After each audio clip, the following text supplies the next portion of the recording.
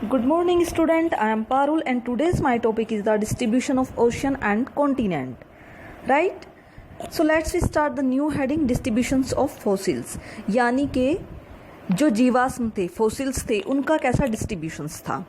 When identical species of plants and animal adopting of living on land on a fresh water or found in either side of the marine barriers, a problem arise regarding the according to such a distribution.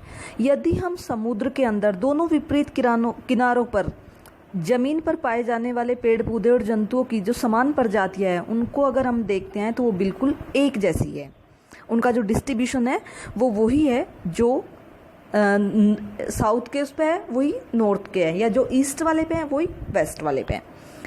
The observation that लैमूरियर्स ओकर in India, अगर हम observe करते हैं तो जो लैमूर्स है वो India में पाए जाते हैं, बट इंडिया के साथ साथ Madagascar and Africa some considered is the contiguous land mass Lemuria, तो वो अफ्रीका और मेडागास्कर पर भी पाए जाते हैं. कुछ साइंटिस्ट ने अफ्रीका, मेडागास्कर और इंडिया तीनों को एक कॉन्टिनेंट माना है और उसको नाम दिया है Lemuria. Linking these three land mass, इसी के थ्रू इन तीनों को जोड़ा गया है. किसके थ्रू? लैमूर के through. Mesosaurus was a small reptile adopted to shallow brackish water. जो मैसोसोरस है, मैसोसोरस एक छोटा सा रेंगने वाला जीव है जो केवल एक उथले सागर में रह सकता है या खारे पानी में रह सकता है. The skeleton of these are found only in 2 localities. ये जो है इनकी जो स्केल्टन है वो केवल जो साउथ अफ्रीका है या साउथ अफ्रीका का जो साउथ पार्ट है वहाँ पर ये सेल समूह पाई जाती है. और इनकी जो प्रेजेंटली ये जो एक दूसरे से दूर है, साउथ अफ्रीका और दूसरा जो प्लेसेज है वो दोनों एक दूसरे से 4800 किलोमीटर की दूरी पर सिचुएटेड है. नेक्स्ट है आपका फोर्स फॉर ड्राफ्टिंग, ठीक है, यानी कि प्रवाह संबंधी बल. Wegener suggest that the movement responsible for the drafting of the continents was caused by pole fleeing force and tidal force. Wegener के अनुसार महाद्वीपीय विस्थापन के 2 कारण थे. एक था पोलर फीलिंग और दूसरा था आपका टाइडल फोर्स.